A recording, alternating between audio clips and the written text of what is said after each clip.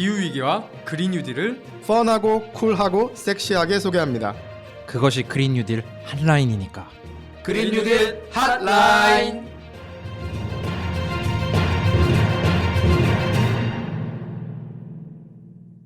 안녕하세요. 기후변화에 대해 한국 정부를 비롯한 각국 정부에서 어떻게 대응하고 있는지 좀 더 깊게 알려드립니다. 안녕하세요. 벌써 4월이네요. 벚꽃이 100년 만에 가장 빨리 피었다는 뉴스도 있고 이제 기후변화로 식목일을 3월로 옮겨야 된다는 이야기도 들리는데 참 걱정입니다. 오늘도 기후위기 대응을 위한 이야기를 열심히 해봅시다. 네, 지금 벌써 3월인데 진짜 벚꽃들이 많이 폈더라고요. 또 벚꽃이 필 때 이별이 있지 않았습니까? 저희가 이제 저스틴 쌤을 또 보내드렸는데 또 새로운 멤버를 이제 영입했잖아요. 양현우 선생님 소개 한번 해주시죠. 안녕하세요. 벚꽃과 함께 찾아온 기후에너지 캠페이너 양현우입니다. 오늘부터 그린 뉴딜 핫라인 함께하게 돼서 영광입니다. 네, 제가 양현우 선생님 사실은 저희 팟캐스트에 많이 탈석탄 관련해서 많이 소개도 드렸고 보통 분이 아닙니다. 이제 보통 그린피스 입사하실 때 이제 마음가짐을 다르게 하시기 위해서 가지고 계신 차를 처분하고 전기차로 바꾸신 거 맞습니까? 네, 맞습니다. 정말 대단한 분이 아닐 수 없습니다. 그래서 저희가 지난 방송이 또 반응이 괜찮았어요. 5,200만 명의 운명을 결정하지만 아무도 관심 없는 이 법 댓글이 또 하나 달렸는데 롱탱님께서 댓글 달아주셨는데 오늘 새로 오신 연호쌤께서 댓글 한번 소개 부탁드립니다. 네, 룽탱님께서 오늘 또 새로운 지식 채우고 갑니다. 근데 저보다 국회의원들이 이 방송 들어야 되는 거 아닌가 싶네요. 쩝이라고 의견 남겨주셨어요. 룽탱님 댓글처럼 국회의원도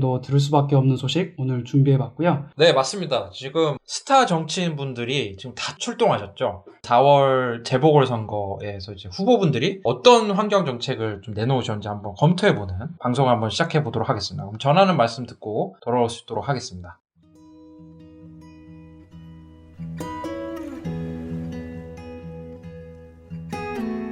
이 방송은 여러분의 소중한 후원으로 만들어집니다. 국제환경단체 그린피스 서울사무소에 후원해주실 분들은 네이버에서 그린피스 팟캐를 검색하시면 쉽게 후원에 참여해주실 수 있습니다.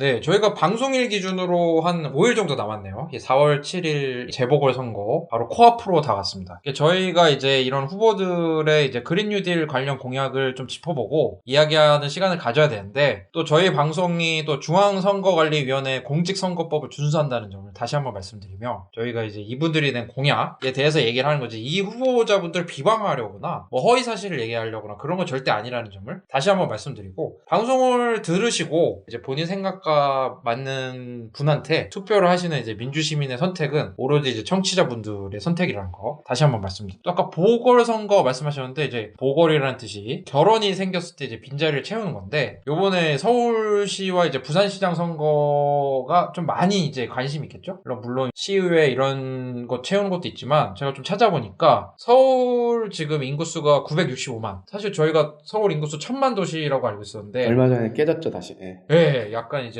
고령화 사회에다가 부동산 가격이 많이 오르다 보니까 좀 많이 줄어드는 추세인 것 같고 이제 또 제2의 도시죠 대한민국 부산의 인구수가 약간 거의 340만 작년 2월 기준으로 그렇더라고요. 두 도시를 합친 인원이 1300만인데 대한민국 인구가 이제 5200만 정도 되니까 4명 중 1명이랑 관련이 있는 선거거든요. 이제 시민분들 4명 중 1명이랑 그런데도 불구하고 재보궐선거는 휴일이 아니라는 점이 좀 아쉽습니다. 윤탁쌤은 서울 사시죠? 예. 연호쌤도 서울이죠? 네네. 네. 저는 경기도 파주 시민인데 저희 동네는 시의원 재보궐선거가 있어갖고 네.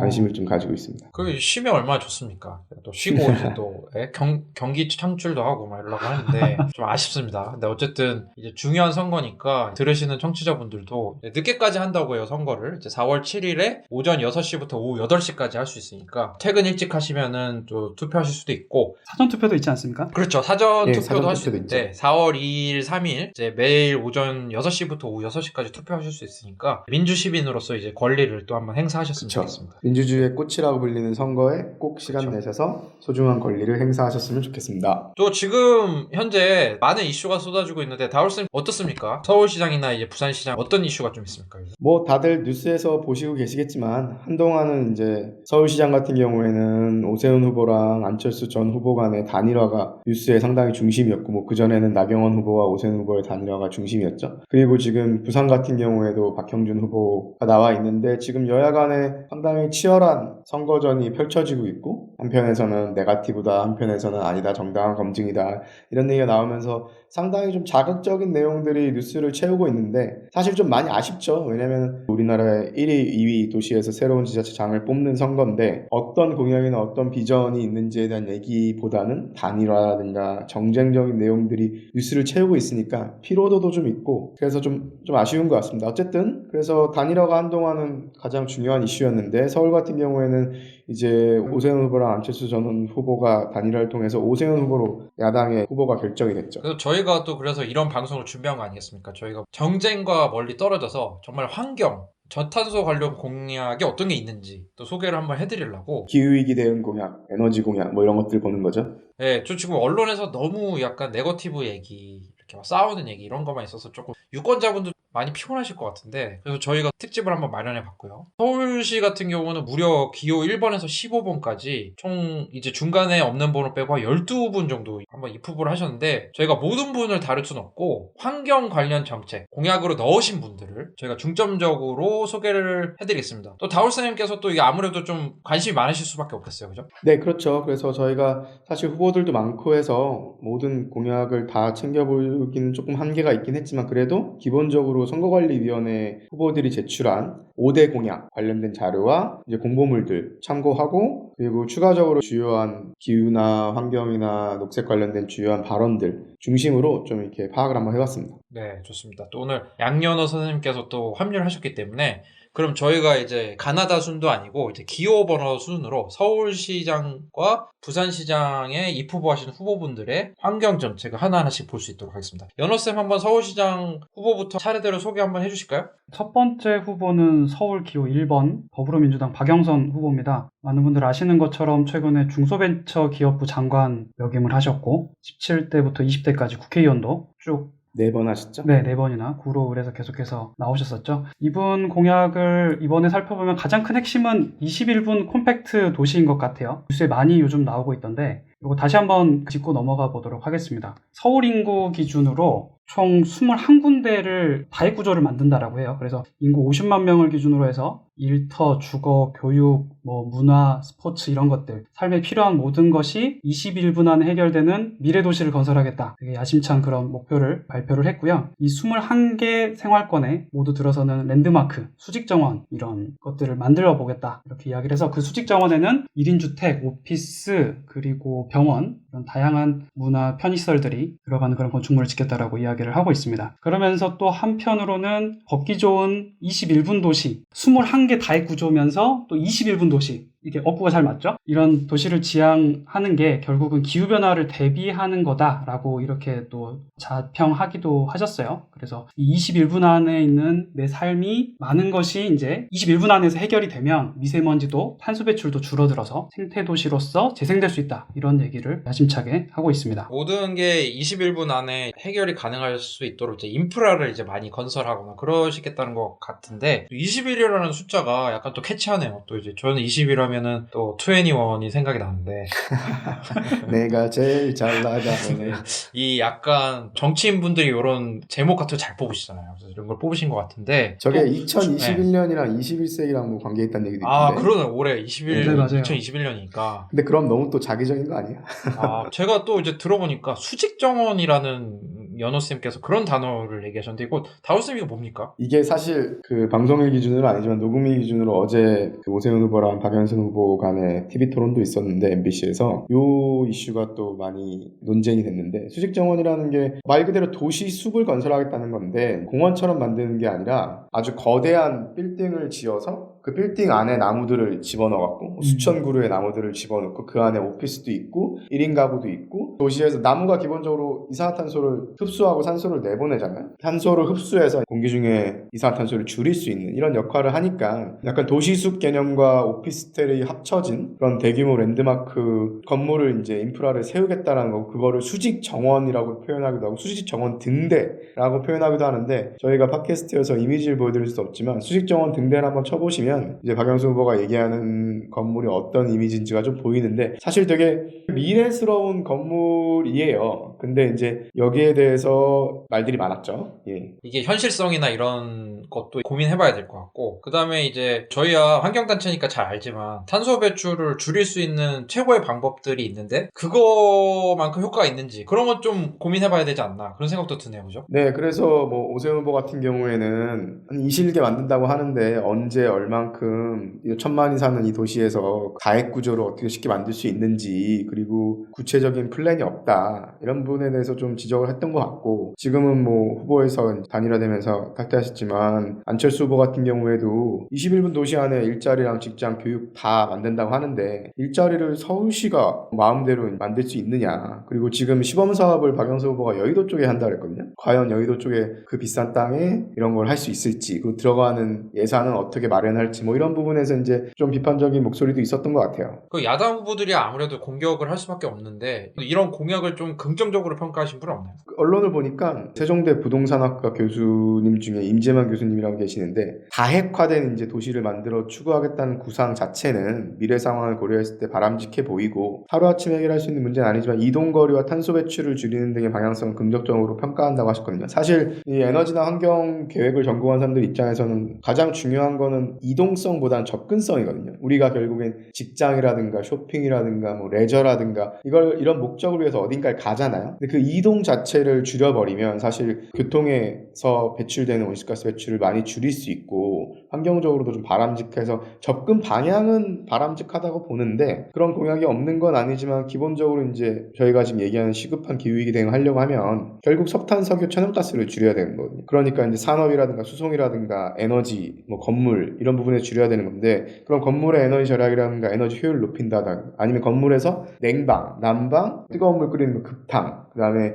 그 공기 순환시키는 환기, 그다음 밝게 비추는 조명, 이런 데 들어가는 화석연료를 어떻게 줄일 수 있을지, 재생에너지를 어떻게 생산을 해야 될지. 수송 분야에서는 전국에 자동차가 우리나라에 등록된 게 한 2,400, 한 30-40만 대 되거든요. 근데 그 중에 서울에 한 300만 대가 좀 넘게 있어요. 그럼 이 전체 규모를 좀 줄이면서 대중교통 늘리고 자전거도 늘리고 요즘 많이 타시는 공유차, 서울에는 나눔카라고 하죠. 이런 것들도 좀 많이 늘리면 굳이 차를 소유하지 않고 자가용을 타지 않아도 이동을 할 수 있는, 그러면서 필요한 자가용들은 전기차로 대체해 나가는, 이런 부분들에 대한 공약이 좀 많이 보여야 되는데 좀 갑자기 수직 정원이 모든 이슈를 다 잡아먹는 느낌이어서 그런 부분은 좀 아쉽더라고요. 네, 약간 또 이런 공약을 많이 하셨고, 이분이 일을 많이 하셨잖아요. 국회의원도 오래 하시고 장관도 하셨는데 환경 관련 과거에 하셨던 얘기나 이런 건 좀 없을까요? 작년에 그 뭐 라디오 채널에 나오셔서 정부의 그린 뉴딜 이런 거 관련해가지고 이런 말씀하셨어요. 똑같은 사무실이라도 내 사무실 옆에 산책할 수 있는 공원이 있냐 없냐, 이건 엄청난 큰 차이가 있다. 그래서 아파트만 있는 곳과 뭐 공원이 함께 있는 곳이 다른 가치를 가지는 것으로 뭐 이렇게 이해를 해야 된다, 이런 말씀도 하셨는데, 근데 안타까운 거는 이게 뭐 지속가능 성장이나 가치 성장과 과연 얼마나 이렇게 관계가 있는지 명확하게 사실 뭐 설명을 아직 못 해주셨고, 단순히 내 집, 내 회사 앞에 산책로 정도로 핀비라고 하나요? 이런 걸로 좀 치부될 수도 있는 부분이 있는 것 같아서 그 부분 조금 아쉬운 측면이 있고, 다만 그 수소경제에 대해서는 많은 관심을 가지시는 것 같아요. 2년 전에 관련된 토론회에 나오셔가지고 수소전기차가 대체 에너지 기능을 하고 있다, 근데 여기에 공기정화 기능까지 수행한다, 일석이조 효과가 있다, 뭐 그런 말씀도 하셨었습니다. 네, 근데 우리가 또 수소에 대해 여러 가지 시각이 있잖아요. 또 수소의 장점도 있지만 단점도 있지만, 또 그린피스는 어떻게 생각합니까? 네, 박영수 후보가 제가 국회에 있을 때도 국회의원이셨는데, 그리고 그 다음에 중기부 장관이 됐죠. 근데 그 전에 사실 국회에서 수소경제 포럼이라고 있었어요. 그 위원장을 맡고 계셨거든요. 그래서 문재인 정부에서 추진되는 수소경제 로드맵이 만들어지는데 국회에서 역할도 많이 하셨는데, 그린피스 입장에서는 장기적으로 수소차 혹은 수소를 활용하는 방향으로 가는 건 맞는데,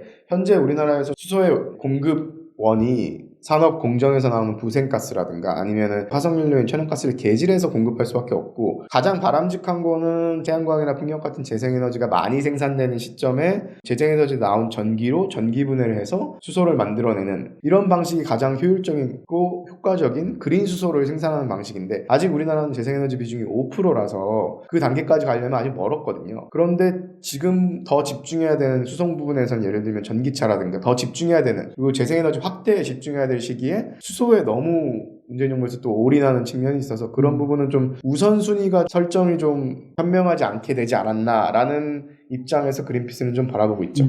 이거 또 어쨌든 뭐 저희 입장이고 또 서울시장 공약 관련해서는 또 이런 부분은 좀 없는 것 같고 그렇죠. 네네네. 그래서 1번 박영선 후보님의 그 환경정책 한번 훑어봤고요. 오늘 좀 저희가 시간이 부족합니다. 입후보하신 분들이 많고 부산까지 또 가야 되기 때문에 연호쌤 또 두 번째 후보 소개 한번 부탁드립니다. 두 번째 후보는 국민의힘 오세훈 후보인데요. 많은 분들 아시는 것처럼 서울특별시 시장을 과거에 역임을 하셨었고 근데 더 거슬러 올라가 보니까 신선한 이력을 가지고 계시더라고요. 90년대에 환경운동연합, 민주사회를 위한 변호사 모임, 그리고 환경재단 이런 단체들의 위원을 맡아서 계속 일을 하셨더라고요. 뭐 NGO 경력이 있으신지 몰랐는데 또 환경운동연합이랑 환경재단에서 위원도 하시고 시장 되시기 전에 저도 좀 처음 알았습니다. 다울쌤 좀 이런 배경에 대해서 알고 계신가요? 예, 저는 뭐 대학교 때부터 시민환경운동을 했었기 때문에 사실 제가 대학교 시절에 오세훈 후보 하면은 기본적으로 환경 변호사 이미지가 되게 강했어요. 아까 얘기한 대로 환경 NGO의 위원으로 활동도 하시고 그리고 제 기억으로는 예전에 서울시장 나왔을 때도 녹색 후보라고 홍보를 하면서 환경공약이 되게 많았거든요. 사실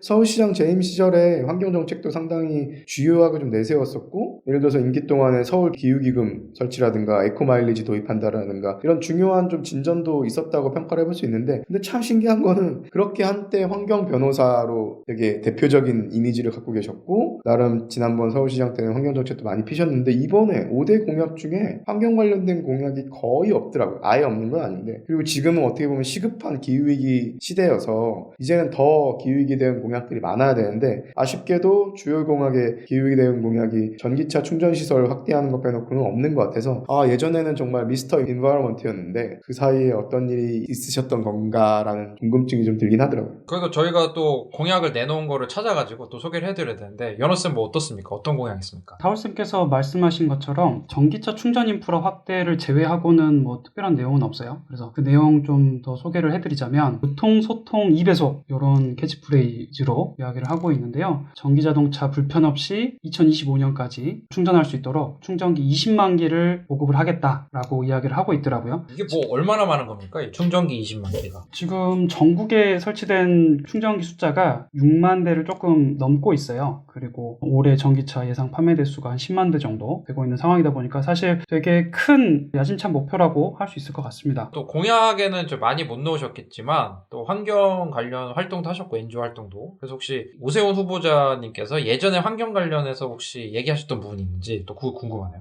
예전에는 환경 관련해서 많이 말씀하셨던 것 같고 최근에 뉴스 접하신 분들도 계시겠지만 마이크로소프트를 만들었던 빌 게이츠가 이제 새로 책을 냈는데 거기서 원전 관련해서 기후위기 대응에서 필요하다 이런 얘기가 언론에 많이 나왔었거든요. 그래서 박영선 후보랑 오세훈 후보랑 관련해서 좀 논쟁을 좀 주고받은 것 같은데 오세훈 후보 발언을 보면은 빌 게이츠 책에도 원전이 되게 효율적이고 친환경적인 전력 생산 방법이라고 강조했다고 돼 있는데 사실 이 부분은 좀 팩트 체크가 좀 필요한 게 제가 얼마 전에도 코리아 타임즈에 글을 썼는데 빌 게이츠가 얘기하는 원전은 지금 우리나라에서 돌리고 있는 핵분열 방식을 기본으로 한 2세대 원전들을 얘기하는 게 아니라 새로운 형태의 중소형 규모의 이동파 원자로라는 새로운 원전을 얘기하고 있거든요. 그러니까 현재 우리가 운영하고 있는 원전들은 너무 위험하다. 근데 자기가 중소형 원자로 새로운 방식의 원자로를 개발을 해서 이게 소형임에도 불구하고 경제성도 나오고 안전 문제도 많이 바꿀 수 있다. 이런 논리를 피고 있는데 제가 검증을 해보니까 사실 이 빌 게이츠가 얘기하는 원전이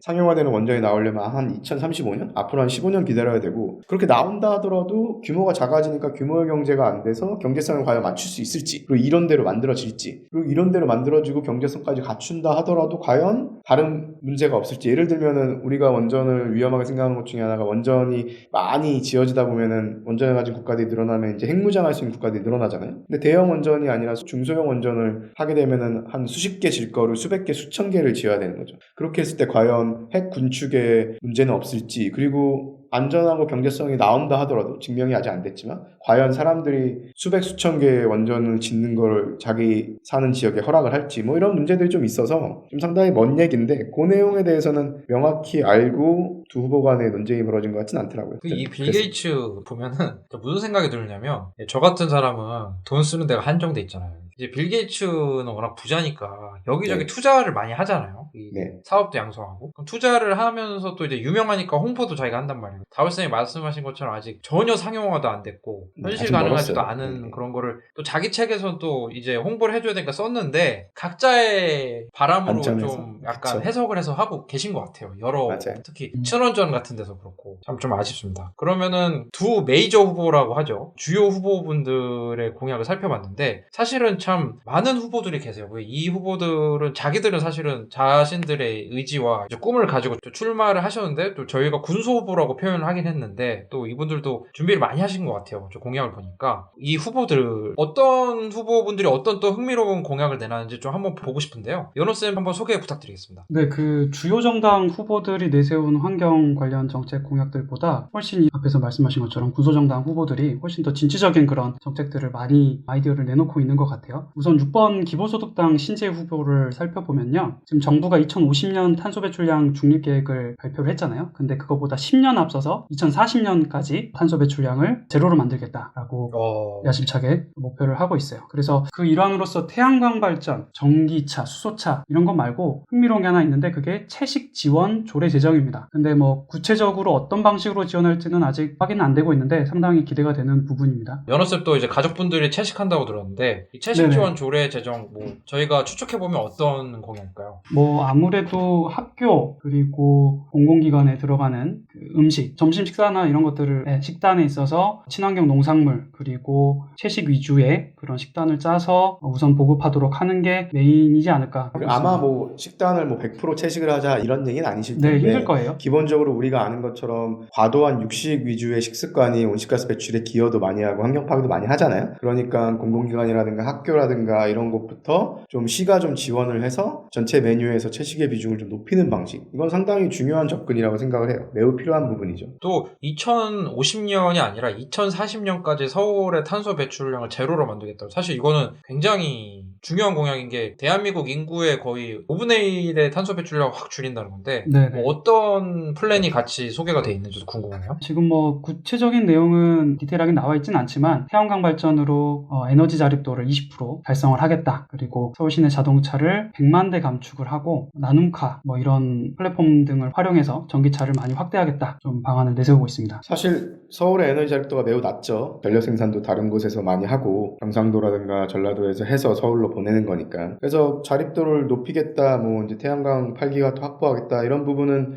바람직하긴 한데 사실 그 정도 해갖고 2040년까지 서울에서 탄소 중립을 한다 쉽지 않은 과제이긴 해요. 네. 그리고 외부에서 오는 에너지들을 어떻게 할 건지 뭐 이런 부분도 좀 필요하고 그 다음에 아까 제가 말씀드렸던 것처럼 서울에 자동차가 한 330만 대 정도 있는데 그 중에서 100만 대를 감축하겠다. 이거는 사실 되게 필요한 접근 방식이거든요. 저희가 지금 전기차, 수소차로 전환시키는 것도 중요하지만 사실 전체 자동차 대수를 줄여야 되는데 메이저 후보들이나 지금 현재 정부에서도 이런 이야기는 잘 못한다고요. 근데 아무래도 전체 대수를 줄이는 그것도 100만 대 그럼 300만 대 중에서 100만 대니까 거의 3분의 1을 줄이는 이건 사실 앞으로 시간이 지날수록 이런 공약들이 좀 많이 나와야 될 거라고 보고 그 다음에 자동차를 소유하지 않고 요즘 나눔카 즉 공유 차량들이 많이 늘어나고 있잖아요. 그 공유 차량들을 뭐 전기차 중심으로 한다든가 이런 공약들은 상당히 바람직하다고 생각합니다. 그리고 저희가 팟캐스트에서 미국 대선 후보들의 공약을 좀 많이 소개하는 코너도 했었는데 약간 지금 메이저 후보분들의 공약보다 약간 좀 괜찮은 것 같아요. 좀 기대가 됩니다. 다른 후보분들 어떻습니까, 영수쌤? 네, 다음 8번 미래당 오태양 후보가 있습니다. 지하철, 버스 이런 대중교통을 포함해서 그 자전거죠, 따릉이, 그 전동차 이런 것까지 한꺼번에 이용할 수 있는 교통카드를 만들겠다. 이런 만약에 되면 공약이 편해지긴 있어요. 하겠네요.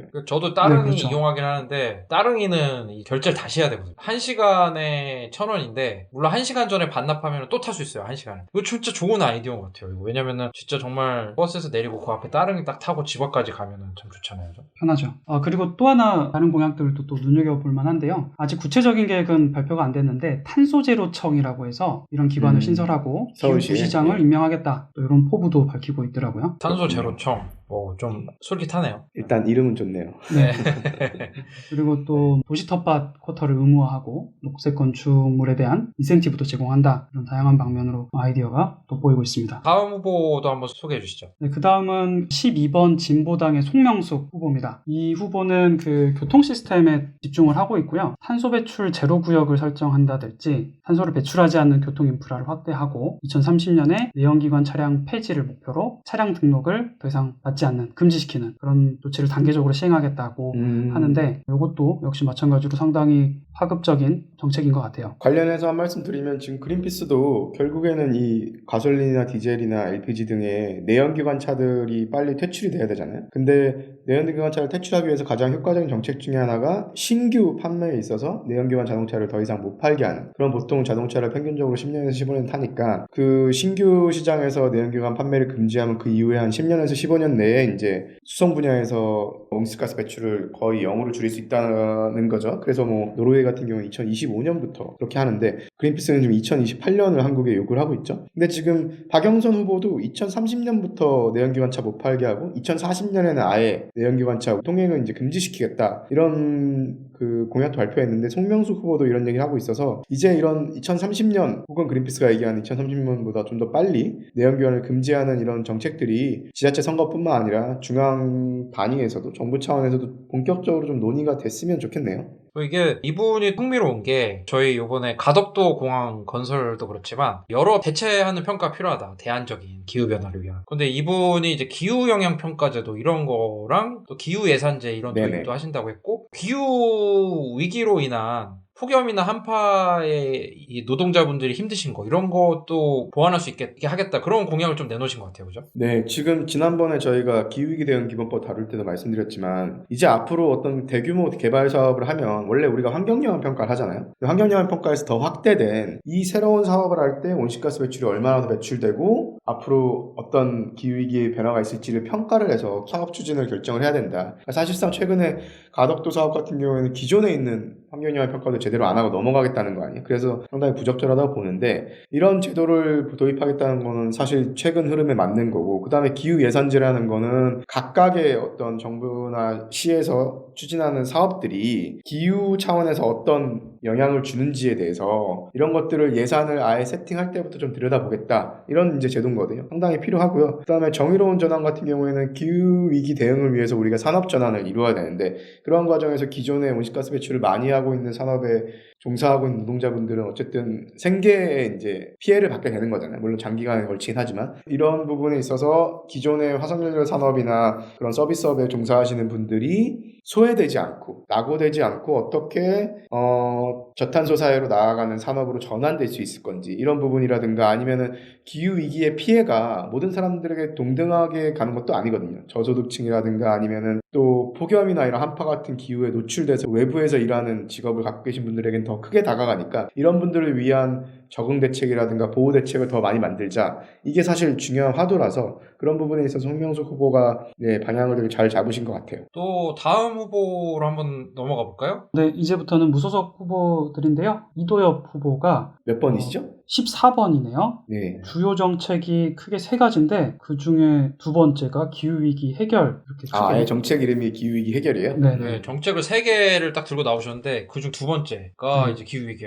해결. 구체적 내용이 있나요? 수소전기차 보조금을 증액하고, 그리고 그 건물들의 태양열 발전 설비 설치로 온실가스 배출량을 효과적으로 줄여야 된다. 아마 태양 광일 텐데. 네, 오타가 아닐까 네네. 그런 생각이 드네요. 그래도 참 이분 같은 경우는 공약이 3개인데 그중 가운데 있는 공약이 딱 기후위기 해결 공약으로 내놓으신 게 참 너무 좋은 것 같습니다. 그만큼 참 기후위기에 대해서 이제 많은 사람들이 관심을 가지게 됐다는 것도 반증해주는 것 같기도 해요. 이렇게 군소후보분들까지 기후위기 관련된 내용을 이렇게 포함시켜주는 거는 우리 사회가 전반적인 기후위기에 대한 인식이 높아지고 있다라고 볼 수도 있을 것 같네요. 오히려 지금 분위기에는 좀 주요 후보분들이 조금 반성해야 되지 않나, 약간 좀 아쉬움이 좀 느껴질 정도로 그런 상황이고요. 서울시장 후보분 중에 이제 마지막 후보분이죠? 한번 소개 부탁드립니다. 네, 마지막 15번 무소속 신지혜 후보인데요. 지금 이 후보 같은 경우는 현재까지 서울시에 올라와 있는 여러 법정 계획들을 2050 탄소 중립에 맞춰서 전면 수정하겠다. 이게 가장 큰 핵심 정책인 것 같아요. 그러니까 6번 신지혜 후보님이랑은 다른 분이죠, 그죠? 네, 맞습니다. 이분이 제가 알기로는 지난번 서울시 녹색당 후보로 네, 나오셨죠? 녹색당으로 나오셨던 분이죠.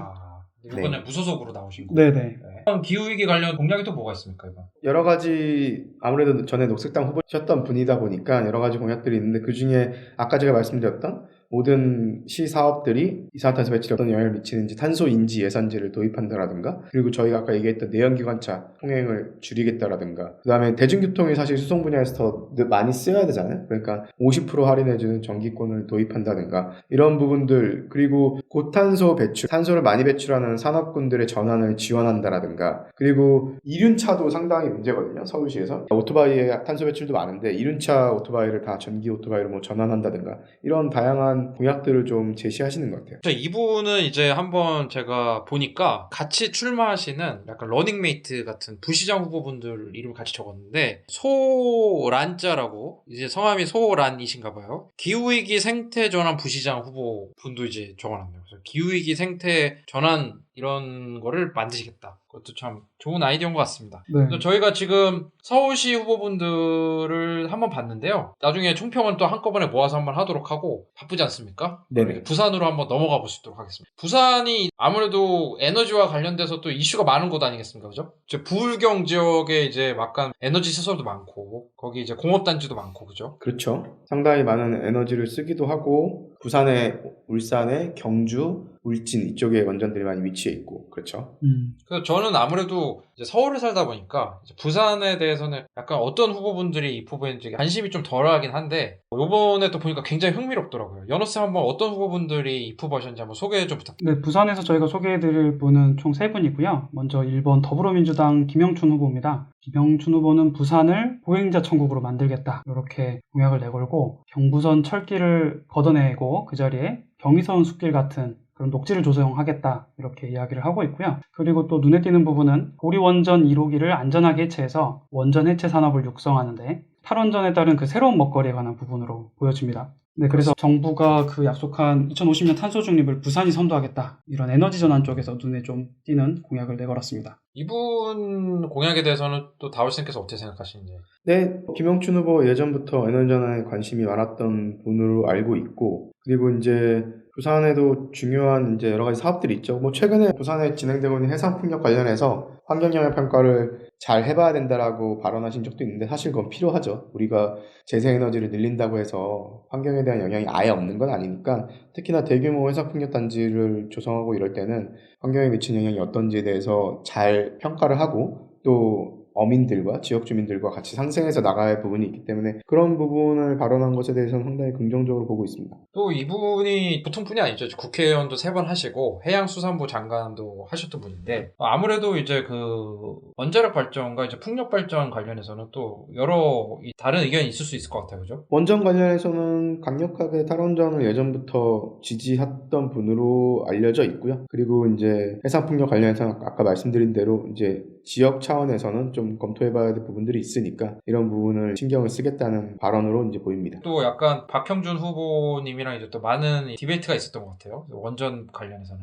네, 그 지금 이제 국민의힘 후보로, 야당 후보로 나오신 분이 박형준 후보이신데, 아무래도 국민의힘은 그동안에 이제 현 정부의 탈원전 정책 관련해서 전 세계에서 탈원전하고 있는 나라가 4나라밖에 없는데 최고의 원전 기술을 가지고 우리나라에서 왜 잘못된 탈원전 정책을 하느냐, 이런 부분을 좀 말씀하신 것 같은데, 기본적으로 우리나라의 지금 탈원전 속도가 2080년대 중반 가야지 끝나거든요. 그러니까 사실상 지금 이 속도라고 하면은 우리나라보다 탈원전을 결정하지 않은 다른 나라들이 훨씬 더 원전을 빨리 퇴출시킬 수 있는 흐름으로 전 세계적으로 가고 있어서, 뭐 그 부분은 박형준 후보나 이제 국민의힘 당의 입장이 있지만 그린피스 입장에서는 전 세계적인 흐름을 좀 못 잡고 있는 게 아닌가라는 생각도 들고요. 또 이제 김영춘 후보 같은 경우에는 아무래도 민주당 소속이다 보니까 이제 재생에너지 전환 정책 관련해서 전 세계적인 흐름이고, 일본에서도 이제 원전 사고를 통해서 많은 피해를 받고 그랬으니까, 이제 그 당시 이제 감나오토 총리죠. 감나오토 총리 같은 사람이 이제 지금 탈원전에 대해서 많이 주장을 하고 있으니, 이런 부분을 봤을 때 일본의 사례를 갖다 우리나라에서는 탈원전 에너지 전환 정책을 피는 게 맞다, 이런 논리도 피고 있었죠. 그렇죠. 이제 뭐 그린피스 입장을 설명드리면, 저희 어쨌든 탈원전이 이제 당장 뭐 내일부터 원전 없어진다 이렇게 생각하시는 분도 있는데, 그게 아니라 2080년까지 이제 탈원전 정책을 저희는 더 땡겨야 된다 생각하고, 그다음에 이제 일본은 이제 후쿠시마 이런 원전 사태 같은 게 있어가지고 일본에서는 원자력 발전 갖다가 기후변화 대응하겠다 이런 얘기는 하질 않잖아요. 그죠? 정부 계획에서는 지금도 여전히 원전 비중을 갖고 가겠다는 계획을 갖고 있긴 있어요. 재생에너지도 또 열심히 늘리고 있고요. 연호쌤 다음 부분 한번 소개 부탁드립니다.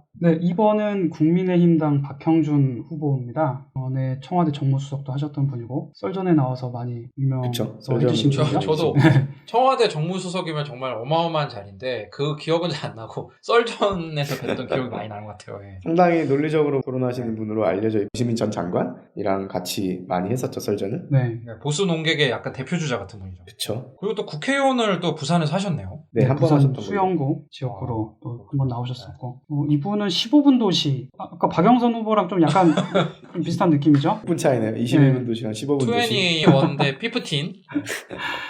부산형 15분 도시 그거를 추진해서 이게 기후변화를 대비하고 뭔가 저탄소 시대에 대한 선제적 대처를 하겠다라고 해서 주요 뭐 추진 방향은 신공항과 도심 간의 획기적인 교통수단을 만들고 15분 생활권을 중심으로 해서 편의시설을 대폭 만들겠다. 그리고 저탄소 시스템을 적극 도입하겠다. 뭐 그러면서 어반루프나 여러 가지 탄소 중립형 전환도시 뭐 이런 것들에 대해서 이야기를 하고 계시는 것 같습니다. 이분이 말씀하신 신공항은 어떤 공항인가요? 이게? 아마 그 가덕도 신공항을 국민의힘에서도 찬성을 했잖아요. 그러니까 가덕도 신공항이랑 부산의 도심 간의 획기적인 교통수단, 뭐 날아다니는 교통수단 나오는 거가 이제 어쨌든. 뭐 모노레일 같은 걸 까신다거나 그런 뭐 그런 거를 말씀하시는 것 같네요. 약간 구체적이진 않긴 한데 또 여기다 저탄소 시스템을 적극 도입하시겠다고 그리고 탄소 중립형 전환도시 기반 구축. 일단 지금 네. 보니까 아까 박영선 후보의 21분 도시도 그렇고 박형준 후보의 15분 도시도 그렇고 사실 이런 개념이 나온 거는 제가 아까 설명드렸지만 기본적으로 이동성보다는 접근성에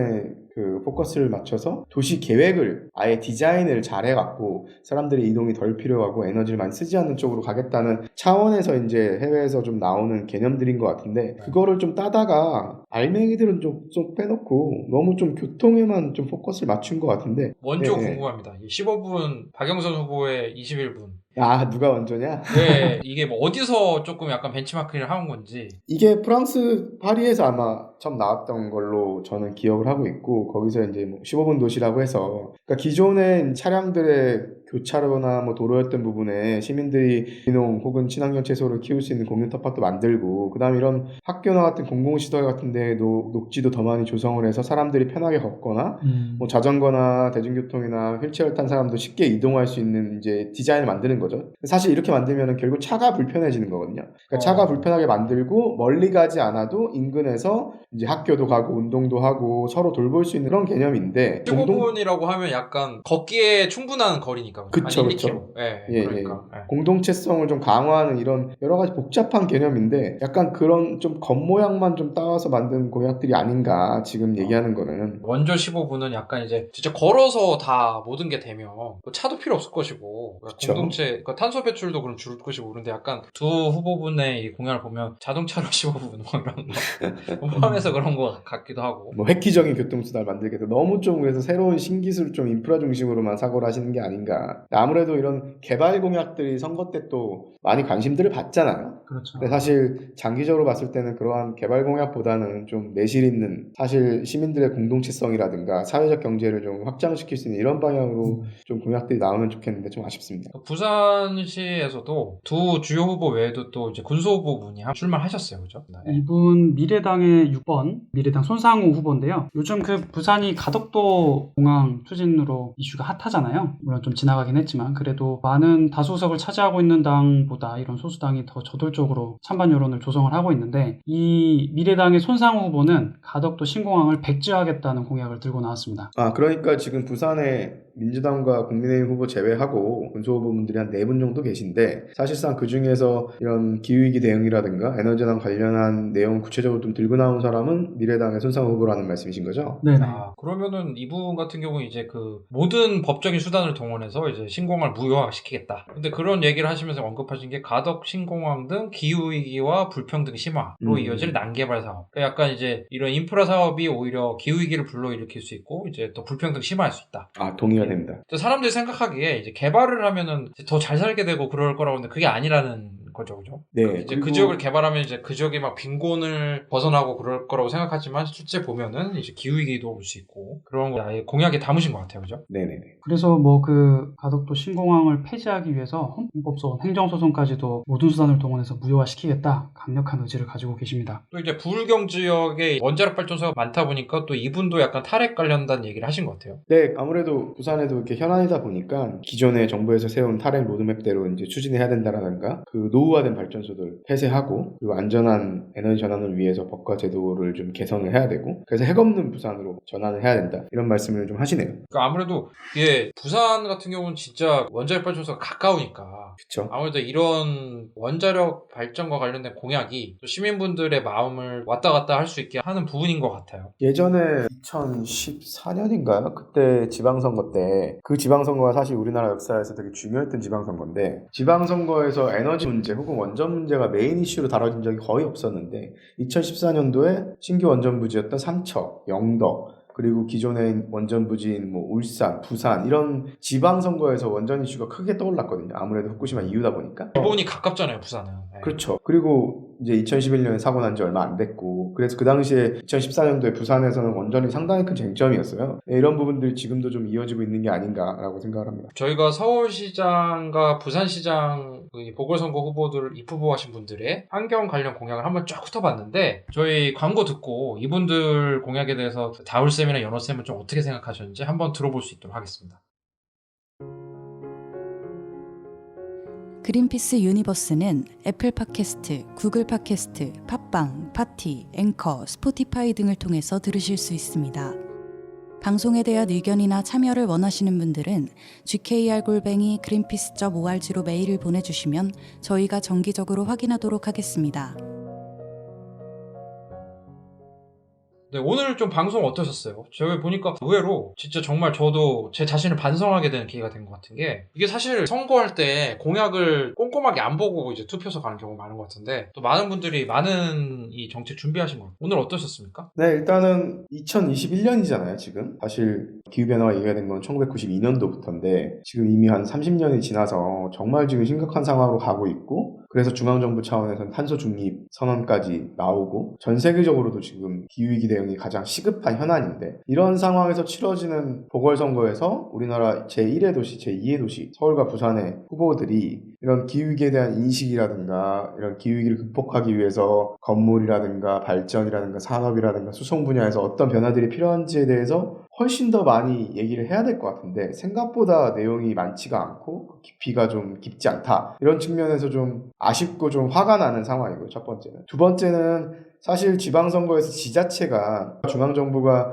이런 에너지 정책이나 이런 부분에서 많은 권한을 갖고 있기 때문에 지자체 차원에서 할 수 있는 게 좀 제한된다고 얘기할 수도 있지만 사실 서울시는 거의 1000만 인구가 사는 곳이고 우리나라 국무회의에도 참가를 하잖아요. 유일하게. 서울시장님이. 네, 그쵸. 서울시장님이. 그리고 사실 서울시의 정책이 전국에 영향을 미치는 것도 많아서 지자체에 살려고 하면 할 수 있는 게 상당히 많거든요. 이제 도시기획 분야에서부터 시작해서 에너지 분야라든가 건물 분야, 수송 분야, 이제 뭐 폐기물 분야, 녹지 조성하는 거라든가 이런 부분에서 생각보다 할 수 있는 게 많거든요. 그런데 어떤 새로운 계획들이 많이 안 보이고 전반적으로 내용이 좀 부실해요. 그래서 이 지방선거가 정말 우리가 이런 심각한 기후위기 상황에서 치러지는 지방선거가 맞나라는 생각이 좀 들었습니다. 그래서 물론 이거는 이제 닭이 먼저냐 뭐 계란이 먼저냐일 수도 있는 게 사실 아까 윤탁쌤이 얘기한 것처럼 시민들이 적극적으로 조금 더 단일화나 이런 것보다 정책 공약을 관심을 가지고 정말 어떤 후보가 어떤 공약을 내놓는지 보면서 투표를 또 해주신다고 하면 이런 분위기도 좀 전환이 되는 부분도 있죠. 그래서 이게 정치인들의 몫이기도 하지만 우리 시민들도 선거가 있을 때마다 어느 후보가 특히나 기후위기에 관심 있는 시민들은 내가 우려하고 있는 기후위기 대응할 수 있는 후보가 누군지에 대해서 관심을 좀 더 많이 가지시고 찾아보시고 투표를 해주시면 다음 선거에도 또 조금 더 후보들이 기후위기에 더 관심을 가지고 대응하지 않을까. 특히 이제 내년에 또 대선이 있잖아요. 그래서 결국은 시민들이 관심을 가지는 만큼 정치인들도 대비가 된다라는 게 제 지론이기 때문에 양방향에서 노력이 좀 필요할 것 같다는 생각이 좀 들었습니다. 연호쌤께서는 오늘 그린 뉴딜 핫라인 첫 녹음이셨는데 어떠셨습니까? 네, 저도 오늘 녹음하기 위해서 사실 어제 박영선 후보와 오세훈 후보의 TV 토론을 이제 보면서 기후위기 대응 관련 어떤 이야기들이 나오나 유심히 살펴봤는데 사실 수직 정원을 얼마에 실현 가능할 건가 이런 얘기만 하고 있질 그게 그 이전 단계에서 왜 필요한지 기후위기 대응을 해서 어떤 걸 할 수 있는지 이런 것들에 대한 논의가 전혀 이루어지지 않다 보니까 저도 다울쌤이 느끼셨던 그런 안타까움과 화나는 마음 이런 것들 저도 같이 느끼게 되더라고요. 실제로 경기도나 뭐 충청남도 이런 곳들은 탈석탄 동맹이라 그래서 PPCA라고 하는데요. 석탄 발전이나 이런 것들을 폐기하는 다른 나라와의 이런 연대 모임에 적극적으로 하고 있는 반면 서울이나 부산은 사실 하고 있지 않고 에너지 자립도도 낮고 이러다 보니까 정부가 추진하는 계획 이외에 충분히 지자체들이 해나갈 수 있고 해나가야 될 부분들이 많음에도 불구하고 아직까지 나온 공약들을 봤을 때는 유기적이고 종합적인 그런 계획들이 아니라 그냥 단편적인 계획들만 많이 쏟아내는 것 같아서 그런 부분이 좀 많이 아쉬웠고요. 앞으로 그린피스가 그런 점들에 대해서 지적하고 감시하면서 계속 개선하도록 하는 그런 활동들을 더 많이 해야겠다 그런 생각이 들었습니다. 그리고 사실 서울시가 그동안에 이 에너지 전환 분야에서는 지자체 차원에서 상당히 많은 거를 시도했던 도시였거든요. 그래서 전 세계적으로도 상당히 인정을 받고 해외에서도 좀 벤치마크 사례로 삼을 정도로 시민들이 주도적으로 참여를 해서 에너지 분야에서 여러 가지 새로운 실험들을 많이 했었는데 그렇죠. 이제 시장 다시 뽑는 상황이 됐는데 이런 에너지 분야에서 그런 선도적 역할을 했던 서울시가 맞나 싶을 정도로 에너지 얘기가 이제 안 나와서 참 안타까운 상황인 것 같아요. 예. 공약이 약간 좀 아쉬운 점이 저도 있는 것 같고요. 그렇지만 또 이제 저희 시민분들이 계속 관심 가지고 요구를 하면 또 바뀔 수 있는 부분이니까 이번 선거에서 좀 올바른 판단하셔서 표를 좀 잘 행사해 주셨으면 좋겠습니다. 그러면 저희 오늘 그린 뉴딜 핫라인 방송은 여기까지 하도록 하고요. 다음 방송에서 더 풍성한 소식으로 찾아뵐 수 있도록 하겠습니다. 오늘 방송 함께 해주신 다울쌤, 연호쌤 감사합니다. 네, 감사합니다. 감사합니다.